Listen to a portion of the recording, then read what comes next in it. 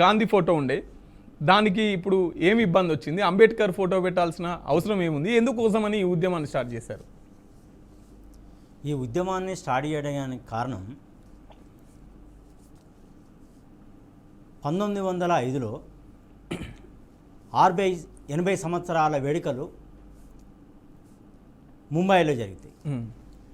ముంబైలో జరిగితే ఈ యొక్క కార్యక్రమానికి ముఖ్య అతిథిగా ఈ దేశ ప్రధానమంత్రి నరేంద్ర మోడీ గారు, అప్పుడున్నటువంటి ఆర్థిక శాఖ మంత్రి అరుణ్ జైట్లీ గారు, మహారాష్ట్ర గవర్నర్గా ఉన్నటువంటి విద్యాసాగర్ రావు గారు,